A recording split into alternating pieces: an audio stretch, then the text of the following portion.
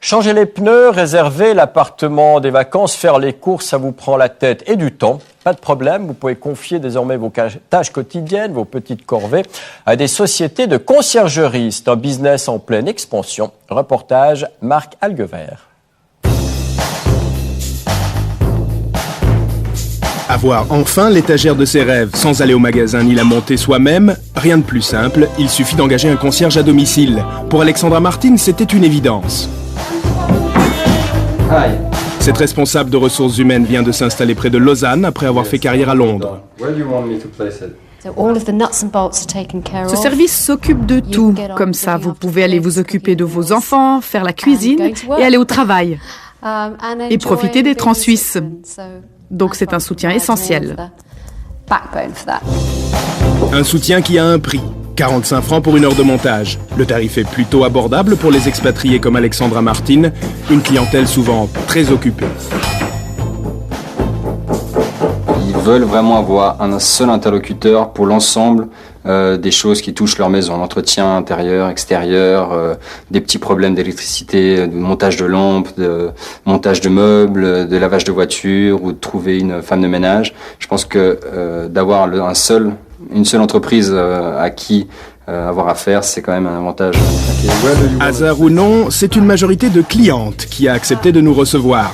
Les hommes, eux, font aussi appel à ce genre de service, mais avec quelques réticences. Comme c'est normalement leur travail, je pense que ça peut les toucher un peu dans leur fierté que leur femme fasse appel à quelqu'un d'autre pour le faire. Car elle est loin l'heureuse époque où madame tenait le foyer pendant que monsieur travaillait. Aujourd'hui, tout le monde veut gagner du temps, partout, tout le temps. Et je crois que ça révèle le fait que nos existences sont devenues de plus en plus complexes, avec toutes sortes de nouvelles sources de prise de temps, qu'on prenne par exemple le téléphone. Souvenez-vous, à l'époque, pour attendre quelqu'un, il fallait appeler au moment où il était chez lui, et si jamais il n'était pas là, il n'avait pas de trace du fait qu'on avait appelé. Donc il y avait vraiment une réalité du déroulement du temps qui était très différente d'aujourd'hui, et qu'effectivement, il y a plein d'éléments de notre quotidien qui sont devenus très chronophages et qui donc ont rétréci le temps à disposition pour gérer tout un ensemble de tâches.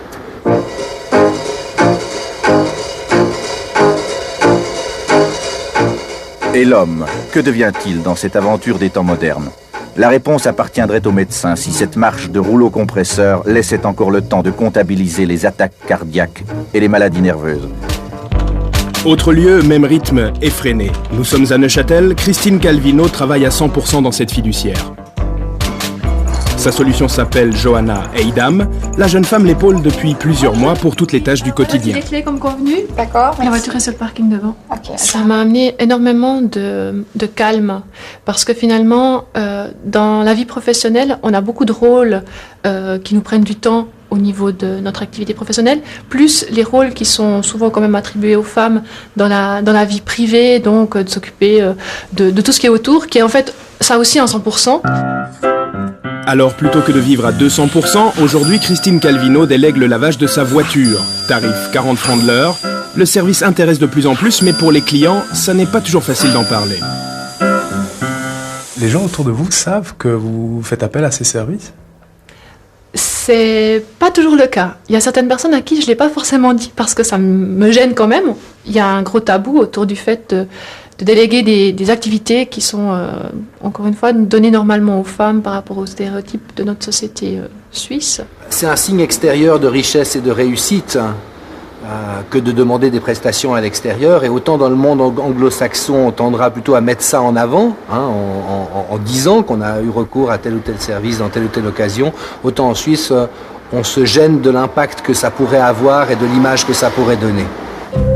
Retour à Lausanne. Pour Patricia Clou, avoir un concierge à domicile n'est pas une question d'image, car cette ancienne institutrice souffre depuis 10 ans d'agoraphobie, une peur de la foule qui l'empêche d'aller dans les magasins. Ce service a changé sa vie. À tout à l'heure. Au revoir. J'étais un petit peu stressée, je dois dire. Parfois, j'avais rien dans le frigo et puis je devais soit appeler mon père, soit avoir... Et puis, c'était un stress supplémentaire de me dire, mais je peux pas y aller. Et dès que j'ai connu ce genre de service, eh bien, je me suis dit, bon, si tu vas pas, si tu n'as pas pu t'organiser avec la famille, eh ben, tu peux faire appel à ce genre de prestations. Antoine Domaïdi, lui, n'a pas le temps de souffler. Il a dû faire de sa camionnette son bureau pour répondre aux demandes de ses 180 clients. Il y a des clients qui ont pas forcément le temps de le faire par leur travail. Il y a des clients à mobilité réduite, que ce soit temporaire ou permanent. Alors les courses, ils les facturent 38 francs de l'heure. La conciergerie privée répond à une véritable demande. Antoine de Maïdy a lancé sa société l'an passé. Il a déjà engagé 6 personnes et il espère que dans une année, il en emploiera une trentaine. Marc Alguevert, bonsoir. Bonsoir. Alors aujourd'hui, avec la crise, est-ce que c'est un service, un marché qui est menacé? Est-ce que c'est la première chose qu'on rogne, par exemple, dans un budget? Ça va peut-être vous surprendre, mais pas du tout. En fait, les sociétés de conciergerie sont florissantes en ce moment. Elles démarchent de nouveaux clients.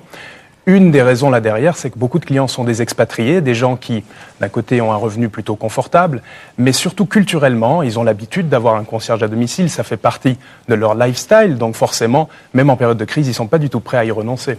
Et ça existe depuis longtemps, en Suisse romande particulièrement? C'est un phénomène relativement récent, ça fait à peu près une année et demie que ça existe. Avant, on le sait, il y avait la grande bourgeoisie avec ses majordomes. Aujourd'hui, on voit le phénomène se démocratise. La meilleure preuve peut-être, c'est qu'il y a des sociétés qui sont en dehors du bassin lémanique, comme on l'a vu dans le reportage à Neuchâtel. Et puis ces concierges font aussi leur entrée maintenant dans les entreprises. Et là aussi, malgré la crise, pour le moment, ils ne sont pas remis en question.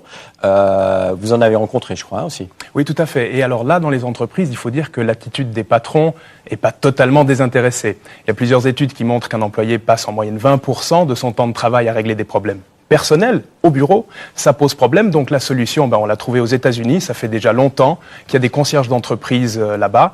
Et en Europe, ça commence, y compris chez nous, en Suisse. Alors vous êtes allé voir concrètement comment ça marche dans deux sociétés en Suisse romande qui font partie des pionnières. Marc, merci. C'est la suite de votre reportage. Les courses, le pressing, la crèche, des tracas de tous les jours. Sauf qu'ici, chez Merck Serono à Genève, c'est sur leur lieu de travail que les 1200 employés peuvent le faire. Aujourd'hui, les multinationales centralisent les services pour faciliter la vie de leurs collaborateurs. C'est aussi une manière de les garder à leur poste.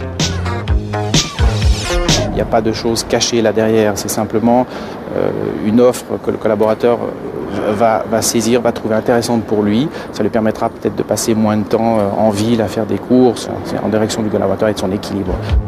Trouver un équilibre entre vie professionnelle et vie privée, c'est le mot d'ordre pour les services de ressources humaines. Et pour le trouver, certaines entreprises vont encore plus loin.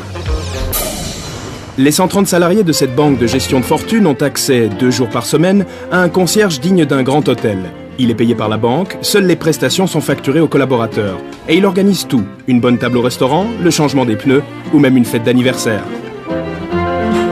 Pour avoir la qualité en face de notre client, il faut que nous, on puisse parler à nos collaborateurs de la même manière. Donc oui, le concierge est un service, je dirais, de luxe supplémentaire pour nos collaborateurs. Un service de luxe, il faut compter de 10 à 15 000 francs par mois pour un concierge à temps plein. Mais pour Fabien Smadja, notre expert en ressources humaines, c'est aussi utile pour des collaborateurs soumis à un rythme toujours plus exigeant. Le contexte aujourd'hui nous démontre que la pression du marché est de plus en plus forte. Les stress que subissent les cadres et toutes les conséquences que cela peut avoir. Moi, j'observe aujourd'hui dans les entreprises une augmentation des burn-out qui est considérable. Désormais dorlotés, chouchoutés par leur patron, les employés des temps modernes y trouvent leur compte. On n'est pas naïf dans le sens où on sait que c'est aussi un avantage pour eux dans la mesure où on est plus concentré durant la journée sur notre travail. Mais on est considéré comme des personnes importantes et ça, c'est un avantage. Un avantage et un intérêt bien compris. La conciergerie et les services sur le lieu de travail fidélisent les salariés. Alors nous avons demandé aux patrons s'ils agissaient par humanisme. C'est moins ambitieux que ça, c'est peut-être simplement apporter des prestations pour, encore une fois, contribuer au bien-être des collaborateurs. Je dirais c'est une nécessité pour nos collaborateurs, donc c'est utile pour eux. Je ne pourrais pas dire que c'est complètement désintéressé, puisque si on leur offre un cadre de confort, c'est pour qu'ils puissent bien faire leur travail. Donc ce n'est pas désintéressé de notre part.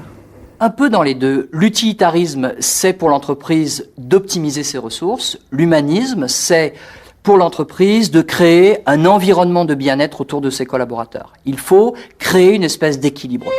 Un équilibre réservé, pour l'instant, aux salariés des grandes sociétés.